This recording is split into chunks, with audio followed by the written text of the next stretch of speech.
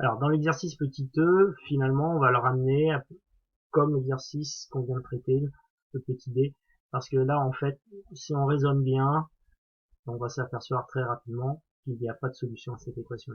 Pourquoi? Parce que ici, si on regarde, si on raisonne, ici, le nombre qui devrait être à la place de 3x carré, pour que cette équation-là soit égale à 0, il faudrait que ce nombre-là soit égal à moins 1. Problème, c'est que ici 3 est un nombre positif, x au carré forcément un nombre positif, donc la multiplication de deux nombres positifs doit forcément donner un nombre positif. Or ici, le nombre devrait être égal à moins 1, donc ça va pas être possible. Hein. Alors, qu'est-ce qu'on va faire? Bah, évidemment, on peut dire que ça doit être égal à moins 1, c'est-à-dire dire que 3x au carré doit être égal à moins 1, et ça, on l'a vu tout à l'heure, c'est impossible, impossible, hein, car ça, c'est positif, ça, c'est un carré toujours positif, que l'ensemble va être forcément positif, donc l'égalité est impossible si un nombre positif n'est pas égal à un nombre négatif. Donc,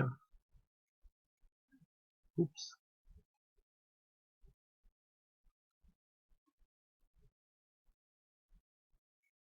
donc, encore une fois, l'ensemble des solutions, mais c'est l'ensemble vide.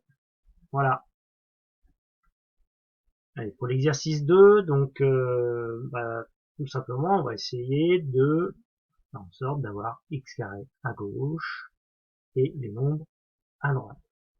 On va voir ce qui se passe. Donc, là, je retire 11 du membre de gauche. Donc, il y a moins 11 à gauche et moins 11 à droite. Donc, ici, 2 moins 11, ça va faire moins 9. Donc là, on peut vérifier si c'est possible. Ici, on a un nombre négatif. Si on a forcément un carré qui est toujours positif, le produit d'un nombre négatif avec un nombre positif va donner un nombre négatif. Donc, ce coup-ci, il y aura une solution. Puisqu'ici, on aura un nombre négatif égal à un nombre négatif. Donc maintenant, je vais essayer d'isoler x au carré. Donc ici, j'ai moins 5 fois x au carré. Donc je vais diviser le membre de gauche par moins 5 et diviser le membre de droite par moins 5 également. Alors voilà, c'est une chose qui est faite. Donc j'ai ici x au carré, donc égal à moins 9 divisé par moins 5. Alors on sait que si on prend un nombre négatif, on divise par un nombre négatif, ce résultat va être positif. Hein, donc un carré étant toujours positif, on voit bien qu'on va avoir des solutions. Donc on peut éliminer les moins ici et écrire que x au carré est égal à 9 cinquièmes. Voilà. Alors maintenant, il va falloir trouver les nombres qui élevés au carré donnent donc 9 cinquièmes. Alors, ce qu'on va faire, tout simplement, écrire ceci, c'est équivalent à dire que finalement x va être égal à la racine carrée de 9 cinquièmes, ou alors x, on n'oublie pas qu'il y a aussi un nombre négatif qui est élevé au carré, va donner 9 cinquièmes, donc ici c'est moins racine carrée de 9 cinquièmes. Alors, ces deux nombres-là appartiennent bien à l'ensemble des réels, donc ils sont solutions. Mais en règle générale, on ne les laisse pas sous cette forme-là, on essaye de réduire la façon d'écrire la racine carrée. Alors, soit on le fait à la main avec les propriétés de la racine carrée, c'est ce que je vais faire dans un deuxième temps. Si on n'en est pas capable ou voilà, on veut peut-être gagner du temps, etc. On peut utiliser la calculatrice dans le cas où vous n'avez pas cet exercice-là à faire sans calculatrice. Alors, avec la calculatrice, qu'est-ce que va donner racine carrée de 9 cinquièmes? Alors, on va faire la racine carrée de quoi? D'un quotient. Ce quotient au numérateur, c'est 9, et au dénominateur, c'est 5. Voilà. Maintenant, on fait entrer, et la calculatrice va nous donner tout simplement, c'est vite dit, 3 racines carrées de 5 sur 5. Donc en fait, cette écriture-là, x, c'est 3 fois la racine carrée de 5 sur 5. Alors, vous allez me dire, c'est pas forcément plus simple, mais on a l'habitude de donner les nombres sous cette forme-là, plutôt que sous la forme d'une racine carrée. Si d'emblée, on sait que la racine carrée de 9, c'est 3. Donc, je le réexpliquerai tout à l'heure. Donc, évidemment, ici, on va avoir moins, donc 3 racines carrées de 5 sur 5. Alors, ces nombres-là sont toujours des réels, hein, donc ils appartiennent bien à l'ensemble des réels. Tiens, des réels. Voilà, donc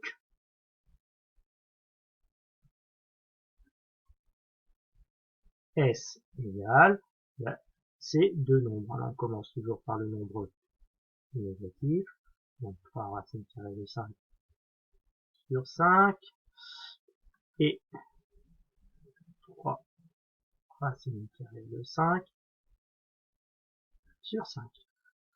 Voilà l'ensemble des solutions. Alors maintenant, ce qu'on va faire, c'est qu'on va essayer de retrouver ces nombres à la main. Hein, ça c'est important, vous sachiez le faire, ça nous permettra de retravailler sur la notion de racine carrée et les propriétés des racines carrées. Alors, là ce que je vais vous montrer, c'est comment on passe de racine carrée de 9 cinquièmes à 3 racines carrées de 5 sur 5. Alors, dans un premier temps, petit rappel, donc on sait la racine d'un quotient, donc A sur B, c'est le quotient des racines. Alors ici, racine carrée de A sur racine carrée de B. Donc que devient notre racine carrée de 9 cinquièmes? La racine carrée donc de 9 cinquièmes, ça devient donc la racine carrée de 9 sur la racine carrée de 5. Or, on sait que la racine carrée de 9, c'est 3. C'est 3 fois 3, 9. Donc ici, on va écrire 3 sur racine carrée de 5. Alors, on vient de dire, on aurait pu rester sous cette forme-là, oui, mais on a l'habitude de ne jamais laisser donc de racine carrée au dénominateur. Alors, comment fait-on pour enlever cette racine carrée de 5 au dénominateur? Tout simplement, on va élever au carré. Élever au carré ceci, ça fait disparaître la racine carrée, d'accord? Mais il n'est pas question d'élever au carré ceci et d'élever au carré ceci. En fait, là, élever au carré ceci, c'est faire racine carrée de 5 fois racine carrée de 5. Donc, si je multiplie par racine carrée de 5 le dénominateur, je dois en faire autant pour le numérateur. Donc ici, je vais donc multiplier également par racine carrée de 5. Ce qui donne 3 racines carrées de 5 sur racine carrée de 5 fois racine carrée de 5, qui est donc là le carré de racine de 5. Or, le carré de racine de 5, c'est 5. Donc, du coup, on peut écrire que racine carrée de 9 cinquièmes peut s'écrire également, donc 3 fois la racine carrée de 5 sur 5. Voilà la petite explication pourquoi votre calculatrice vous a donné racine carrée de 9 sur 5 égale 3 fois la racine carrée de 5 divisé par 5. Voilà, on passe à l'exercice suivant, qui est l'exercice petit g.